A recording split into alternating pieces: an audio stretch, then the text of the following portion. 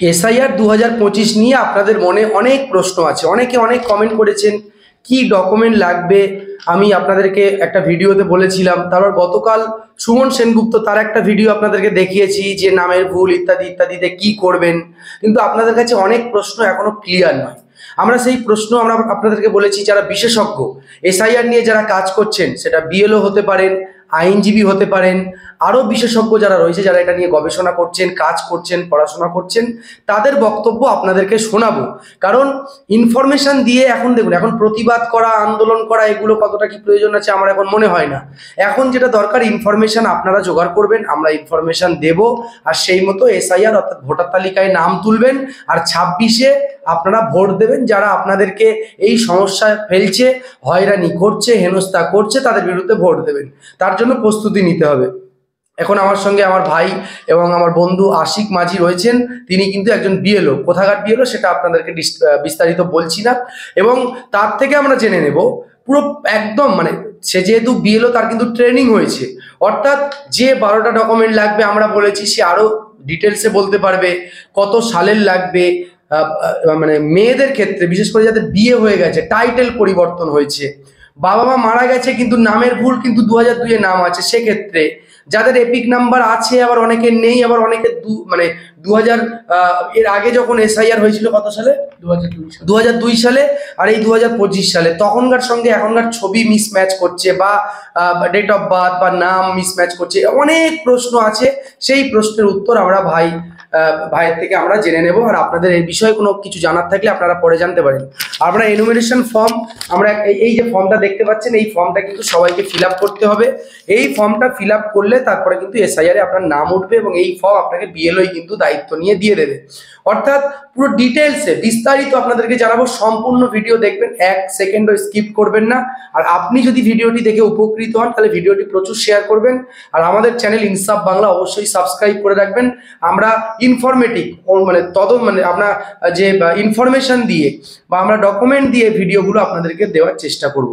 ভাই শুরু করো, মানে কি কি বিষয়ে একটু ডিটেলসে আলোচনা করতেছি। তো আমাদের তো এই কিছু মানে গত মঙ্গলবার এসআইআর এর ঘোষণা হয়, আমাদের সমেত 14টা যে আপনার হচ্ছে স্টেট আছে, সেইখানে আপনাদের হচ্ছে এসআইআর হবে। এটা ইলেকশন কমিশন অফ ইন্ডিয়ার জ্ঞানেশ কুমার স্যার হচ্ছে ঘোষণা করেন। তো সেই অনুযায়ী এবার এসআইআরটা কি জিনিস, এটা আপনাদের কাছে বিস্তারিত আমরা আপাতত জানাবো। এসআইআর কোনো রকম ভাবে ভোটার লিস্ট বাদ দেওয়ার কোনো রকম মানে নয়, প্রক্রিয়া নয়, যে আপনার এসআইআর হচ্ছে মানেই আপনার হচ্ছে ভোটার লিস্ট থেকে নাম চলে যাবে, এরকম কোনো রকম কোনো মানে প্রক্রিয়া নয়। এটা আপনার কি একটা সংশোধন। কি হয়, অনেক জায়গা থেকে অনেক মানুষ শিফট হয়ে আসেন, তো সেক্ষেত্রে তার ভোটার লিস্ট হয়তো ওখানে থেকে যেতে পারে, সে এখানেও ভোটার লিস্টে নাম থেকে যেতে পারে। তাহলে সেটা আপনারও একটা সমস্যার দিক। আপনারাও চান যে সেই জায়গা থেকে আমরা একটু ক্লিয়ারলি যে কোনো একটা জায়গার বাসিন্দা হতে পারি। তাহলে সেই জিনিসগুলোর সংশোধন হচ্ছে আপনার এসআইআর। এবার এই এসআইআর এর আপনার হচ্ছে প্রক্রিয়াটা কি? এই এসআইআর এর প্রক্রিয়া হচ্ছে আপনাদেরকে বিএলও যে আছেন উনি আপনার নাম আর 2002-এ আপনার ভোটার লিস্টে যে নাম ছিল সেটা ওনারা নিজেরা আগে থাকতে ম্যাপিং করছেন। এই ম্যাপিং করার দরুন দেখা যাচ্ছে যে 2002-এর লিস্টে আপনার নাম আছে আর আপনার সামান্য নামের ভুল আছে।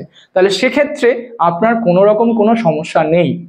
আপনার ধরুন কার কোনো একজনের নাম আছে, ধরুন সঞ্জয় দাস, এবার সে 2025-এ যারা আপনারা এই ভিডিওটি দেখছেন, অবশ্যই একটা পেন এবং খাতা নিয়ে বসুন বা মোবাইলটা সঙ্গে নিয়ে বসুন, তাহলে নোট করে নিতে পারবেন অনেকগুলো। তাহলে আপনাদের মধ্যে বারবার প্রশ্নটা জাগবে না, আর না হলে ভিডিওটা বারবার দেখতে হবে। আর একটা পেন খাতা নিয়ে বসলে যে প্রশ্নগুলো আপনাদের মনে আছে নোট করে নিন।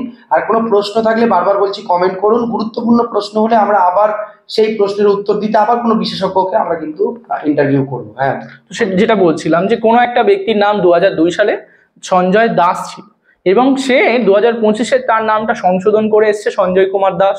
তাহলে বলা বাহুল্য যে এখানে দুজনের নামটা আলাদা, তার মানে দুজনে আলাদা আলাদা ব্যক্তি। তাহলে সেক্ষেত্রে সেই জিনিসটা নয়, কারণ তার যে এপিক নাম্বারটা ছিল আর বর্তমানে যে এপিক নাম্বার সেটা আপনার ইলেকশন কমিশনের ডেটাবেসে থাকে।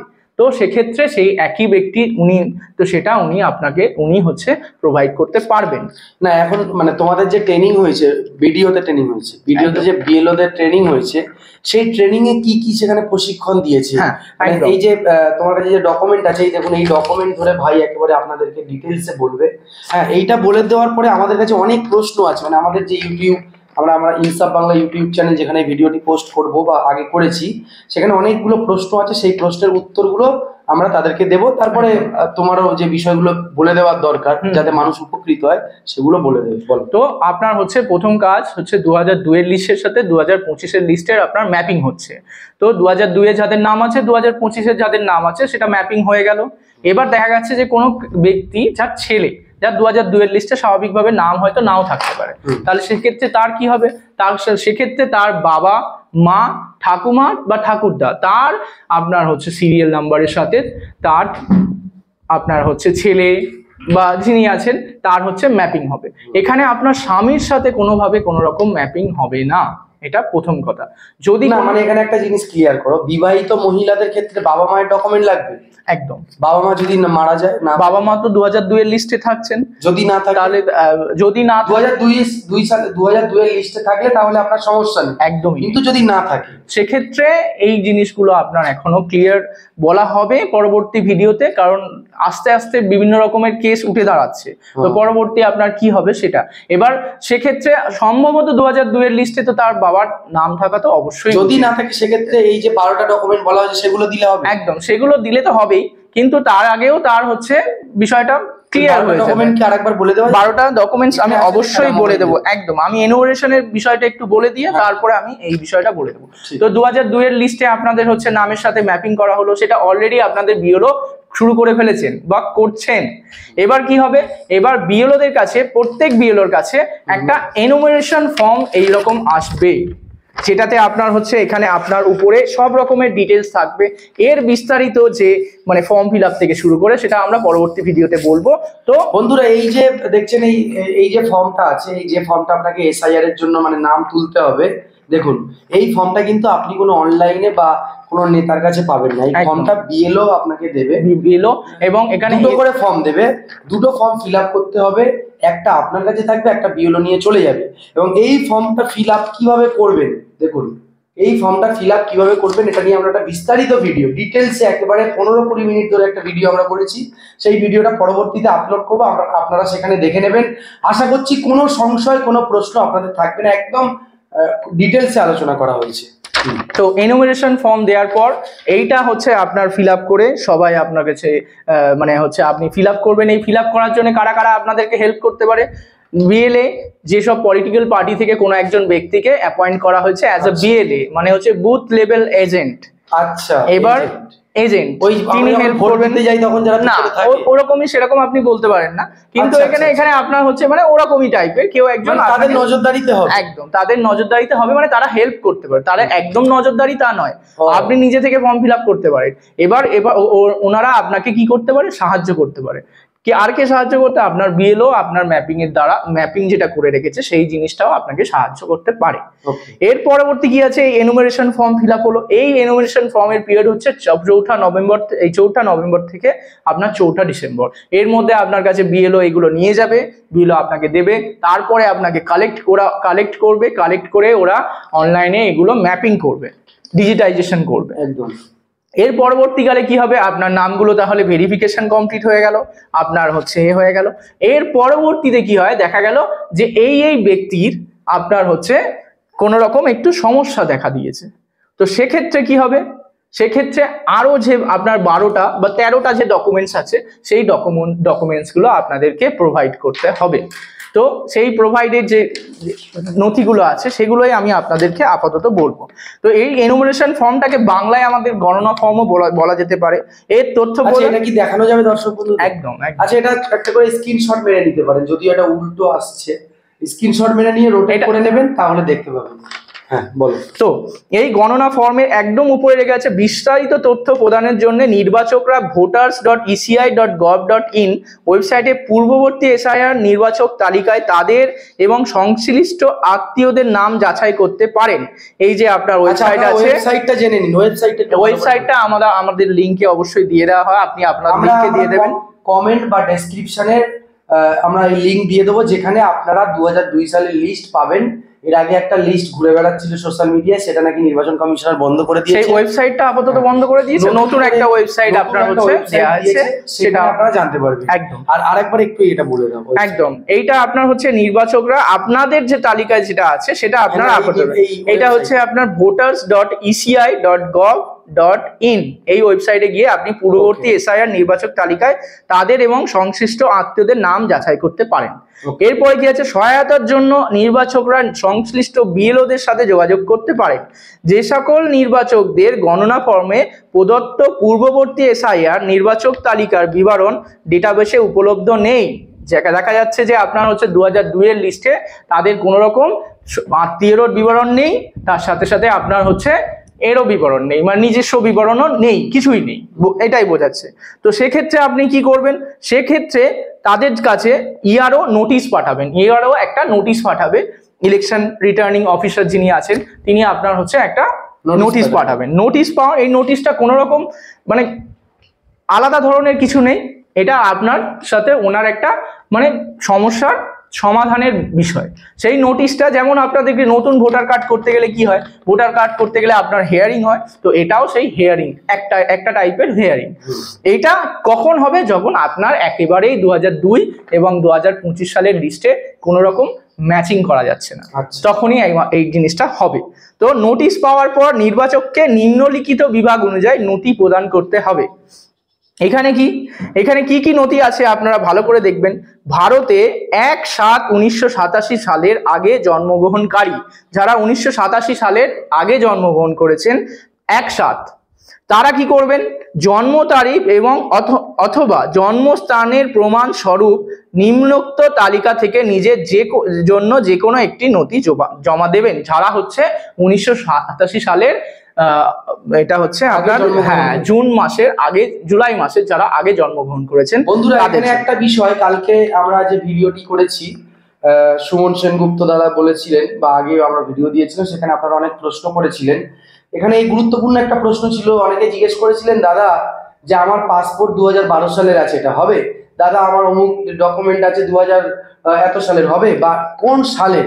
এখানে কিন্তু এটা আজকে পরিষ্কার হয়ে গেল যে 1987 সালের আগে যারা জন্মগ্রহণ করেছেন, বা 1987 সালের আগে যারা জন্মগ্রহণ করেছেন তাদের যে ডকুমেন্টগুলো, তার আগের ডকুমেন্ট চাইছে মূলত। একদম, মানে ওই অনেকটাই যেটা আর কি বলা হচ্ছে এনআরসির একটা প্রক্রিয়া, বলতে গেলে অনেকটাই সেই প্রক্রিয়া।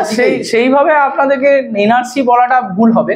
এখানে সেই রকম ভাবে কিছু না, ডকুমেন্টই তো নিয়ে নিচ্ছে। হ্যাঁ, এটা তো আপনার ভোটার, এটা কখন নিচ্ছে, যখন আপনার 2002 এর লিস্টে কোনো রকম ম্যাচিং পাচ্ছে না, তখন একদমই পাচ্ছে না, তখন আপনার কারোর না কারোর কোনো আত্মীয় তো 2002 এর লিস্টের নাম তো থাকবেই। এবার তো ভারত তো আর ধর্মশালা নয় যে যখন যেখান থেকে চলে আসবে সুযোগ সুবিধা নেবে, রেশনে ভাগ বসাবে, এটা ঠিকই। একদম, এখন একটা বেসিক তো থাকা উচিত, মানে বেসিক রুলস এন্ড রেগুলেশন যখন চলে আসবে চলে গেল, এটা তো হয় না। একদম। তো এবার আমরা শোনাবো যে যে ডকুমেন্টস গুলো লাগবে। এরপরে আপনার আছে, দেখুন এখানে আরো একটা জিনিস দিয়ে দিয়েছে, এখানে ডট যে নথিগুলো জমা দিতে হবে তার সাপেক্ষে কারা কারা জমা দেবেন, এখানে প্রত্যেক জিনিসগুলো কারা জমা দেবেন সেই জিনিসগুলো আমি আপাতত আগে বলছি, তারপরে নথির কথাগুলো আমি বলছি। এরা কারা হচ্ছে এগুলো জমা দেবেন, যারা ভারতে 1987 সালের আগে জন্মগ্রহণ করেছেন তারা। কারা জমা দেবেন, যাদের নাম 2025 লিস্টে আর 2002 এর লিস্টের সাথে কোনো রকম ম্যাপিং হচ্ছে না, তারা।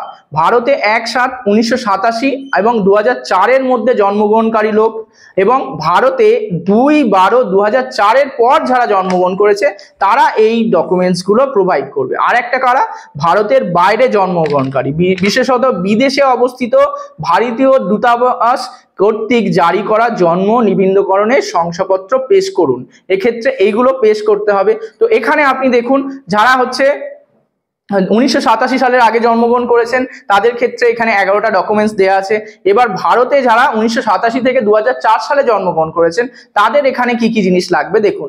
জন্ম তারিখ এবং অথবা জন্মস্থানের প্রমাণস্বরূপ নিম্নোক্ত তালিকা, যে নিজের তালিকাগুলো আছে সেগুলো বলবো। তারপরে জন্ম তারিখ এবং জন্মস্থানের প্রমাণস্বরূপ নিম্নোক্ত তালিকা থেকে পিতা বা মাতার যে কোনো একটি নথি জমা দিন। এই যে নিচে যে জমি যেগুলো আছে সেগুলো আমি পরবর্তীতে বলবো। কাদের কাদের কি কি দিতে হবে সেগুলো আমি বলে দিচ্ছি আগে। তারপর কি আছে, ভারতে 2/12/2004 এর পর জন্মগ্রহণকারী, তো তারা এই জিনিসগুলো আপনার মানে যারা 1987 সালের আগে জন্মগ্রহণ করেছেন তাদের নথি আলাদা, আর যারা 1987 সাল থেকে 2004 সাল পর্যন্ত না বলা বাহুল্য একদম আলাদা নয়, তারা সবাই প্রায় একই রকম ডকুমেন্টসই সাবমিট করতে পারবেন, কোনো অসুবিধা নেই শিখে। তো এখানে আপনাদের যে ডকুমেন্টস গুলো আপনার হচ্ছে মানে সাবমিট করবেন সেই ডকুমেন্টসগুলোর আমি লিস্ট আপনাদেরকে বলছি। তো যে নথিগুলি জমা দিতে হবে তার একটি সংক্ষিপ্ত তালিকা, সামগ্রিক নয়। নিজের বাবার ও মায়ের কথা যদি উপরে উল্লেখ করা থাকে তাহলে প্রত্যেকের জন্য আলাদা আলাদা স্বপ্রত্যয়িত নথি জমা দিতে হবে। তো আপনি যদি আপনার বাবা মায়ের ডকুমেন্টস যদি দিয়ে সাবমিট করে যদি বলতে চান যে ইনি, তাহলে সেক্ষেত্রে আপনার বাবা মায়ের ডকুমেন্টসগুলো এখানে সাবমিট করতে হবে। তো 1 নম্বর কি আছে, যে কোনো পরিচয়পত্র, পেনশন পেমেন্ট অর্ডার যেটি কেন্দ্রীয় সরকার, রাজ্য সরকার, রাষ্ট্রায়ত্ত সংস্থার যে কোনো নিয়মিত কর্মী পেনশন প্রাপককে দেয়া হয়েছে, তো তারা এই ডকুমেন্ট সাবমিট করবে যদি তাদের 2002 এবং 2025 লিস্টের সাথে কোনো রকম ম্যাচিং না হন, অথবা ইয়ারও যখন আপনাকে নোটিশ পাঠাবে তখন এই প্রথম ডকুমেন্টসটা আপনি সাবমিট করতে পারবেন। দ্বিতীয় ডকুমেন্টস কি আছে, যে কোনো পরিচয়পত্র, শংসাপত্র, নথি যেটি 1987 জুন মাসের 1 তারিখ, জুলাই মাসের 1 তারিখ, এই তারিখের পূর্বে, এই তারিখের আগে সরকার, স্থানীয় কর্তৃপক্ষ, ব্যাংক, ডাকঘর, ভারতীয় জীবন বীমা নিগম, রাষ্ট্রায়ত্ত সংস্থা কর্তৃক প্রদত্ত এই পরিচয়পত্র আপনি প্রোভাইড করতে পারেন। নেক্সট কি আছে, উপযুক্ত কর্তৃপক্ষ কর্তৃক প্রদত্ত জন্মের শংসাপত্র, তার মানে বেসিক্যালি আপনি বলতে পারেন যে এটা আপনার হচ্ছে বার্থ সার্টিফিকেট, এটা আপনি প্রোভাইড করতে পারেন। এরপরে কি আছে, চৌথা সবচেয়ে ইম্পর্টেন্ট নথি, আপনার কাছে যদি পাসপোর্ট থাকে তাহলে সেটা সবচেয়ে মানে পাওয়ারফুল। একটা বড় প্রশ্ন যে পাসপোর্টটা কত সালের হতে হবে, এইখানে সেরকম কোন রকম আপনার হচ্ছে গাইডলাইন্স নেই, তো পাসপোর্টটা সেটা আপনি প্রোভাইড করতে পারেন। তো পাসপোর্ট করতে গেলে কোনো একটা ব্যক্তির পাসপোর্ট করতে গেলে অবশ্যই সেই ব্যক্তির আগে অনেক রকম ভাবে ভেরিফিকেশন হয়, তো সে পাসপোর্ট থাকাটা জন্য পাসপোর্টটা খুবই ইম্পর্টেন্ট, সেটা যে কোনো সাল হতে পারে। দেখুন কিছুদিন আগে এখানে গাইডলাইন সেরকম ভাবে নেই, মাস 2-3 আগে আমার বাবার কি বলে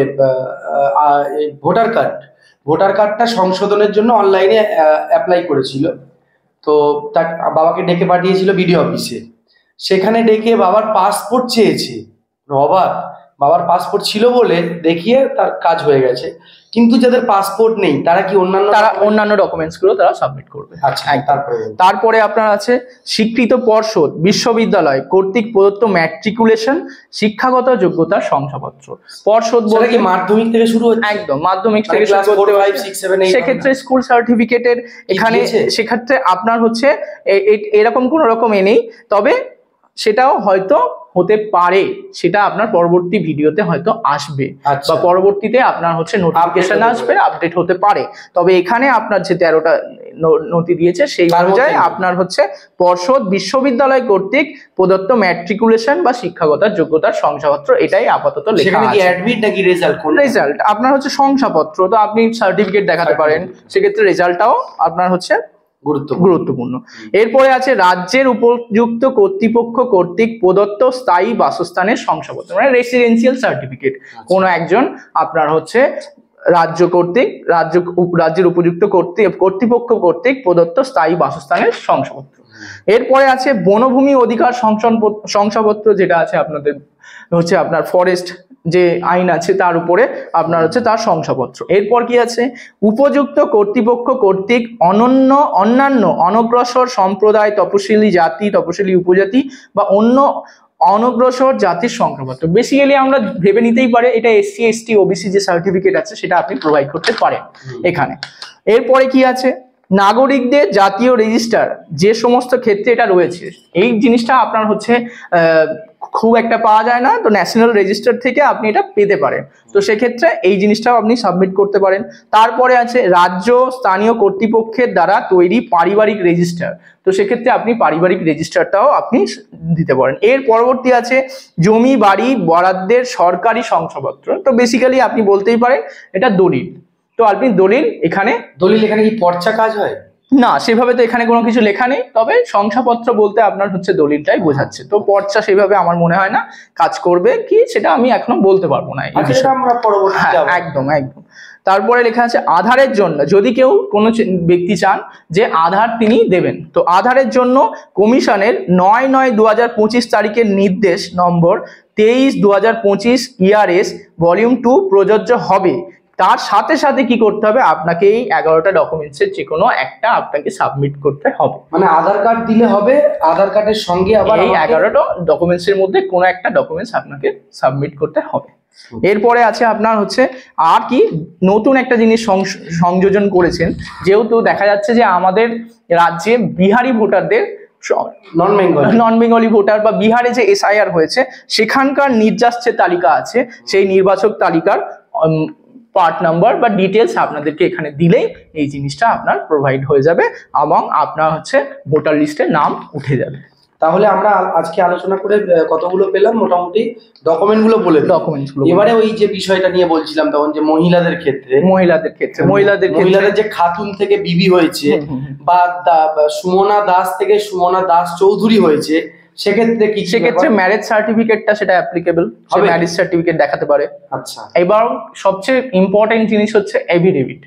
সে যদি এফিডেভিট করে রাখে যে এই ব্যক্তি আর সেই ব্যক্তি একই লোক, তাহলে সেক্ষেত্রে তার এফিডেভিট কি কাজে দেবে? একদম, সেক্ষেত্রে সেটা খুবই ইম্পর্টেন্ট ডকুমেন্টস। আচ্ছা, তারপরে এবারে আমরা আপনাদেরকে কিছু প্রশ্নের উত্তর নিয়ে নেব। দাঁড়ান, গতকাল আমরা যে ভিডিও আপলোড করেছিলাম সেখানে আপনারা অনেকে অনেক মন্তব্য করেছেন, সেই মন্তব্যগুলোর অ্যান্সার ভাইয়ের থেকে যতটা পারবো আমরা নিয়ে নেবো। একজন লিখছেন, আমি মালদা থেকে বলছি, আমি আগে যেখানে ছিলাম এখন সেখানে এখন আর নেই, ফর্মটা কি আমার আগের জায়গাতে এসে দিতে হবে, ফিল আপ করতে হবে? আপনার যদি ভোটার লিস্টের নাম যদি আপনি নতুন জায়গায় তুলে নেন তাহলে আপনি নতুন জায়গা থেকে পাবেন।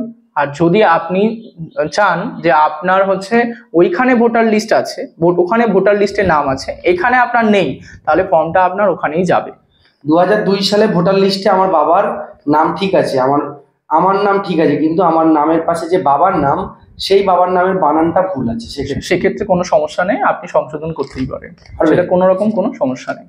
আচ্ছা, এখানে লিখছে আমাদের 2002 ভোটার লিস্টে নাম পাচ্ছি না, কিন্তু 2001-এর লিস্ট নাম আছে, তবে কি 2001 লিস্ট দেখালে কোনো সমস্যা হবে? জানাবেন। না, 2001-এর লিস্টে এখানে কোনো রকম নেই, আপনার 2002-এর লাস্ট যে SIR হয়েছে সেটাই আপনাকে দেখাতে হবে। ওকে, আমার সব জায়গায় বাবার নাম শেখ হবে, এসকে হবে, মন্ডল প্লিজ আর হবে, ও আচ্ছা, আমার সব জায়গায় বাবার নাম এসকে আর হবে মন্ডল, তো বিষয়টা কি? এটা আপনাকে তো কমিশনের ওয়েবসাইটে গিয়ে আপনাকে সংশোধন করতে হবে, তো সেটা আপনার হচ্ছে সংশোধনের পরেই আপনার হচ্ছে ঠিক আছে। এটা যদি আপনি সংশোধন না করেন তাহলে সেক্ষেত্রে ওই একই নামই আপনার থেকে যাবে। আরেকজন লিখছে, দাদা আমরা ঝাড়খণ্ড থেকে চলে আসছি, তাহলে আপনারা হচ্ছে শিফটিং এর জন্য অ্যাপ্লাই করবেন। তবে এখন যেহেতু ভোটার লিস্ট সংশোধন হচ্ছে, তো সমস্ত ভোটারের ডিটেলস আপাতত ফ্রিজ হয়ে গেছে, আপনারা হচ্ছে ডকুমেন্টস সাবমিট করতে পারেন আপনাদের BLO সাহেবের কাছে, তিনি আপনার হচ্ছে ভেরিফিকেশন করে ভোটার লিস্টে আর কোনো সংশোধন হবে না? হ্যাঁ একদম, আমার ধরো নামের ভুল আছে, হ্যাঁ একদম, আপনি এখনো চলছে, একদম এখন আপাতত মানে আপনি ফর্ম ফিল আপ করতে পারবেন, এর পরবর্তীতে হয়তো SIR এর পরে আপনার হচ্ছে এই জিনিসটা ক্লিয়ার হয়ে যাবে। আচ্ছা, একজন বলছে নামের স্পেলিং মিস্টেক হলে বিহারে কি ট্রিট হয়েছিল? এটা বড় প্রশ্ন, নামের এটা যদিও আমরা বিহারের ব্যাপারটা এখনো বলতে পারছি না। আমরা যে খবর পেয়েছি অনেকে বলছে যে তাদের নামের স্পেলিং এর ক্ষেত্রে সমস্যা হয়েছে, অনেক বিশেষজ্ঞরাই বলছেন, লেখক মানিক ফকির বলেছেন, সাংবাদিক সুমন সেনগুপ্ত বলেছেন, চন্দন চ্যাটার্জিরা অনেকেই বলছেন, আবার অনেকে বলছেন নামটা ম্যাটার নয়, ওই এপিক নাম্বার বা নাম থাকাটা বড় ব্যাপার, এটা বলছেন। অভিভাবকের সাথে মামার নাম দিলে হবে কি? না, শুধুমাত্র বাবা, মা, ঠাকুমা, ঠাকুরদা, এই 4 জনের নামই আপনি গার্জেন বা অভিভাবক হিসাবে বাবা, মা, ঠাকুমা। এবার সেক্ষেত্রে স্বামীর নামটাও প্রযোজ্য নয়। আচ্ছা, আর একজন লিখছেন আন্ডার 18 ফর্ম ফিল আপ করতে হবে, এই ফর্মটা কি কোনো নাম্বার আছে? এই ফর্মের আপাতত কোনো নাম্বার নেই, এটার নাম হচ্ছে আপনার এনুমারেশন ফর্ম। এটা হচ্ছে সবাইকে প্রোভাইড করতে হবে, যারা যারা আপাতত ভোটার, তারা নতুন ভোটারদের জন্য, মানে যারা ভোটার লিস্টে নাম তুলেছেন এবং ভোটার লিস্টে নাম আছে তাদেরই একমাত্র এই ভোটার এনুমারেশন ফর্মটা দেওয়া হবে। একজন লিখছেন ভাই 2002 সালে নাম আছে কিন্তু 2025 সালে নাম পরিবর্তন হয়েছে, তাহলে কি করণীয়? তাহলে সেক্ষেত্রে কোনো সমস্যা নেই, আপনার এপিক নাম্বারটা যেটা আছে সেটা ওদেরকার ডেটাবেসে তো থাকছে, সেক্ষেত্রে আপনি সেটা দেখে নিয়ে আপনি ম্যাপিং করতে পারেন। একজন বোন বলছে দাদা আমার মায়ের নাম আছে, বাবা অনেক আগে মারা গিয়েছে, আমার কোনো সার্টিফিকেট নেই, শুধু জমির দলিল আছে 96 সালের, অসুবিধা হবে কি? সেক্ষেত্রে আপনি বলছেন যে আপনার দাদা আমার মায়ের নাম আছে, দাদা উনি আমাকে বলছেন আচ্ছা আচ্ছা, আমার মায়ের নাম তো আপনার 2002, মায়ের নাম দিয়ে থাকলে হবে। যদি মায়ের নাম 2002 সালে থাকে আবার 2025 সালেও থাকে তাহলে হয়ে গেল। হ্যাঁ, এবার একটা জিনিস কি হচ্ছে, ধরুন 2002 সালে কেউ হচ্ছে নাম আছে এবং পরবর্তীতে দেখা যাচ্ছে যে তার বাবা মারা গেছে এবং 2025 সালে নাম নেই, তার বাবার নাম নেই, তাহলে সেক্ষেত্রে তার নামটা ওই যে মানে তার বাবার যে 2002 এর লিস্টে যে নাম ছিল সেটাই আপনার হচ্ছে এখানে দিতে পারবে, কোনো সমস্যা নেই, সেই অনুযায়ী ম্যাচিং হবে। আমাদের এদিকে নাম আছে কিন্তু ভোটার নাম্বার বা এপিক নাম্বার নাই, তারা কি করবে? তাদের কোনো অসুবিধা হবে? একদমই না, কোনো সমস্যা নেই, তারা শুধুমাত্র তাদের সিরিয়াল নাম্বারটা দেবে, সেক্ষেত্রে কোনো সমস্যা নেই। দাদা ছোটবেলায় বাবা মারা গেছে, 2 সালের লিস্টে নাম নেই, মায়ের নাম আছে কিন্তু মায়ের লিস্টে বাবার নাম ভুল আছে, কাকার নাম আছে এবং কোনো ভুল নেই, আমার ভোটার তালিকার সাথে মিলে আছে, বা যদি আমাকে হিয়ারিং এ ডাকে তাহলে জমির কাগজ দিয়ে কাকার সঙ্গে বাবার এবং আমার লিঙ্ক করা যাবে? প্রথম কথা আপনার হচ্ছে মায়ের নাম তো আছে, তো সেক্ষেত্রে আপনি মায়ের নাম দিয়ে আপনি ম্যাপিং করতেই পারেন, মায়ের নাম দিয়েই হয়ে যাবে একদম। ওকে, মায়ের নাম আছে মানে আপনার মায়ের জমি আছে মানে তো মায়ের নামেও হ্যাঁ নিশ্চয়ই আছে। একদম, আর সেক্ষেত্রে আপনার হচ্ছে ডকুমেন্টস প্রোভাইড করার প্রয়োজনটা আমার মনে হয় না পড়বে, কারণ সেক্ষেত্রে তো আপনার মায়ের সাথে ওনার ম্যাচিং হচ্ছে, কারণ আপনি যে ওনার ছেলে সেই নামটা তো হতেই পারে, তো কোনো একটা ব্যক্তি ধরুন হচ্ছে বিবাহ সূত্রে হচ্ছে আপনি আপনার ছেলে, তো পরবর্তীকালে তিনি আরেকটা যদি বিবাহ করেন তো সেক্ষেত্রে কাকার নাম বা অন্য কারোর নাম তো সেখানে আসতেই পারে, তো সেক্ষেত্রে কোনো সমস্যা নেই, আপনার মায়ের নামটা যথেষ্ট। একজন বলছেন দাদা 2002 সালে ভোটার লিস্টে নাম আছে মনসুর শেখ বাবার নাম, আর এখন আছে মানা শেখ, কি হবে? সেটা আপনার হচ্ছে কোন নামটা সঠিক সেই অনুযায়ী আপনি হচ্ছে এটা সাবমিট করবেন, সেটা কোনো অসুবিধা নেই, আপনার বাবার নাম যেটা আছে সেই নামটা আপনি হচ্ছে সাবমিট করবেন। এটা না, বাবার নাম এখন যেটা আছে মানে অন্যান্য ডকুমেন্টে, হ্যাঁ এটা না আমি বলছি মানা শেখ এখন যদি আধার কার্ড বা যা যা ডকুমেন্ট সব সেখানে থাকে, আর শুধু 2002 সালের ভোটার লিস্টে মনসুর শেখ থাকে, তাহলে সেক্ষেত্রে আপনি কোনো না কোনো সময় আপনি হয়তো সংশোধন করেছেন, তাহলে তো সেখানে তো আপনার হচ্ছে ওনার যে ভোটার লিস্টের নাম্বার আর মানা শেখের ভোটার লিস্টের নাম্বার, এপিক নাম্বার দুটোই নাম্বার এক হলে একই থাকবে। এনুমারেশন ফর্ম ফিল আপ করার পাশাপাশি 8 নম্বর ফর্মের মাধ্যমে সংশোধন করার সুযোগ দেওয়া হবে নাকি? হ্যাঁ সেটা হবে, সেটা পরবর্তীকালে, আপাতত এখন এসআইআরই চলবে। যদি টাইটেল ভুল থাকে তাহলে কি হবে? টাইটেল ভুল হলে আপনাকে সংশোধন করতে হবে, একই জিনিস, আগের প্রশ্নেরই উত্তর এটা। নাম, বয়স, এমনকি বাবা ছেলের আলাদা ঠিকানা, এরকম প্রচুর ভুল আছে ভোটার লিস্টে, আপনার ভিডিওর জন্য এই ক্ষেত্রে কি হবে? নাম, বয়স, এমনকি বাবা ছেলের আলাদা আলাদা ঠিকানা জন্ম, বিষয়টা এখন হচ্ছে সেটা কি আপনার মানে হচ্ছে জন্ম তারিখ বা এগুলো কোনো কিছুই হচ্ছে না, আপনার কি হচ্ছে আপনার সাথে 2002 এর এসআইআর এর ম্যাচিং হচ্ছে, এইটা এখন আপাতত প্রক্রিয়াটা চলছে, তো সংশোধন এখানে কোনো রকম হচ্ছে না, জাস্ট ম্যাপিং হচ্ছে যে আপনি অ্যাপ্লিকেবল কিনা ভারতীয় নাগরিক বা ভারতের আপনার ভোটার কার্ড লিস্টে নাম আসার জন্য, মানে হচ্ছে অ্যাপ্লিকেবল কিনা সেইটাই হচ্ছে, তো সেক্ষেত্রে এইটা আপনার হচ্ছে এখন নয়। 2002 এর ভোটে 2002 এর ভোটার লিস্টে আমার বাবার নাম আছে কিন্তু আমার বাবা মা ছিল চণ্ডীতলা বিধানসভা, এখন হচ্ছে আপনার পান্ডুয়া বিধানসভা, কি করতে হবে? এটা আপনার যে এনুমারেশন ফর্ম দেওয়া হবে সেখানে আপনি হচ্ছে প্রপার ডিটেলস ওখানে দিয়ে দেবেন, আমরা পরবর্তী ভিডিওতে এই জিনিসটা আমরা বলে দিয়েছি, আপনারা সেটা দেখে নেবেন। একেবারে আমরা অনেক প্রশ্নেই উত্তর দিয়েছি, আমরা আরো কয়েকটা প্রশ্ন নিয়ে আমরা এই ভিডিওটি শেষ করব।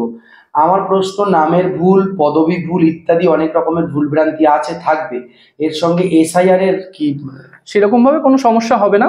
তো আপনার হচ্ছে এপিক নাম্বার তো একই থাকবে, সেক্ষেত্রে তো আপনি এটা প্রোভাইড করতে পারেন। কিছু কিছু ক্ষেত্রে এপিক নাম্বার যদি ডিফারেন্ট হয়, তাহলে পুরোনো এপিক নাম্বার আর এই এপিক নাম্বারের ডেটাবেস তো আপনার ইলেকশন কমিশনের কাছে আছে, তাহলে সেক্ষেত্রে ওটা থেকে ম্যাপিং হয়ে যাবে। ক্লাস 3-4 এর স্কুল সার্টিফিকেট চলবে? এটা আপাতত এখনো কিছু বলা হয়নি। এখানে তো শংসাপত্র হিসেবে আপনার হচ্ছে পর্ষদ এবং বিশ্ববিদ্যালয় কর্তৃক প্রদত্ত করতে হবে। একজন বলছেন বানান ভুল থাকলেই বাংলাদেশে পাঠিয়ে দেবে। এরকম কোনো বিষয় নেই যে বাংলাদেশে পাঠাবে, আপনার তো এটা সংশোধন হচ্ছে যে ভোটার লিস্টে আপনি থাকার জন্য প্রযোজ্য কিনা। অনেক প্রশ্নই আমরা দেখলাম। আপনাদের মতো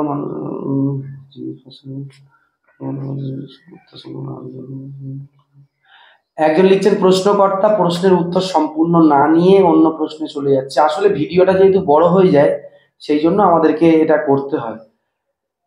সিএ আশায় থাকবে না, সেটা ভুল হয়েছে। নির্বাচন কমিশন কিছুই বলেনি, অর্থাৎ সম্ভাব্য বলে লাভ নেই। আচ্ছা, একবার নির্বাচন কমিশনার কি তোমাদের যে ট্রেনিংটা হচ্ছে বিএলওদের, সেখানে কি নির্বাচন কমিশনারের গাইডলাইন অনুযায়ী ট্রেনিং হচ্ছে? একদম। এগুলো তো নির্বাচন কমিশনার যে ট্রেনিং দিয়েছে সেই অনুযায়ী তো আমরা কথা বলছি। হ্যাঁ, আর একটা দুটো প্রশ্ন নিয়ে শেষ করব। আমার দাদু 2002 সালের আগে উত্তর 24 পরগনা জেলার ভোটার ছিলেন, কিন্তু 2002-এ এসআইআর এর সময় তিনি সেখানে ছিলেন না, যার ফলে তার নাম ওঠেনি। তার আগে থেকে নদিয়ায় বসবাস শুরু করেন, এর ফলে করণীয় কি? যার ফলে ভোট হস্তান্তর অনেক সমস্যা হয়। তবে কি 2002 সালের আগে 2001 বা 2000 সালের ভোটার তালিকা ধরলে পারবেন? 2002 এর আগে ভোটার তালিকা ভাই তো বারবার এই ভিডিওতে সেটা আপনি হচ্ছে আপনাদের বিএলওর সাথে আলোচনা করবেন যে এই জিনিসটা কি কি হবে, তো ওনারা আপনাদেরকে বলে দেবে। এবার কিছু কিছু প্রশ্ন তো আপনার হচ্ছে মানে হচ্ছে সেগুলোর উত্তর দেওয়াটা খুব কঠিন, কারণ প্রচুর রকমের সমস্যা মানুষের আছে। তো সেক্ষেত্রে সেই সমস্যাগুলো আপনার হচ্ছে নোটিস করা হচ্ছে এবং সেগুলো ইলেকশন কমিশনের কাছে পাঠানো হচ্ছে, তারা আপনারা নতুন নতুন করে সলিউশন অবশ্যই দেবে। নামের টাইটেল দেওয়া নেই 2002 সালে, অনেকে নামের ভুল তো প্রচুর, বারবার যে প্রশ্নটা আসছে। নামের ভুলের ক্ষেত্রে তো সমস্যা নেই, সে তো পরবর্তীকালে সংশোধন তো করতেই পারে। তো সেক্ষেত্রে যেমন প্রত্যেকটা বিবাহিত মহিলার ক্ষেত্রেই তারা নামের সংশোধন করে গেছে, তাহলে সেক্ষেত্রে তাদের কি হচ্ছে, তাদের তো এপিক নাম্বারটা তো একই থাকছে, তাহলে সেই জন্য তো তাদের কোনো রকম কোনো সমস্যা হওয়ার কোনো প্রশ্নই ওঠে না। একজন লিখছেন আমার বাবা মায়ের 2002 এর লিস্টে নাম আছে, এখন আমাদের নামে ম্যাচিং করলে নাম আসেনি, কারণ আমার বাবার নামের সারনেম নামের আগে ছিল, পরে সংশোধন করা হয়েছিল, এখন আমাদের বাড়িতে নোটিশ আসবে, কিভাবে বুঝবো? আধিকারিকদের যে ওই সময় বিএলওকে জিনিস সেটা জানতো না, বলতো না, ভোটার তালিকায় নাম তুলতে এসেছে, প্রায় নামের বানান ভুল করতো। বর্তমানে মোটামুটি সংশোধন হয়েছে, কিন্তু সমাধান হওয়া বড় কঠিন।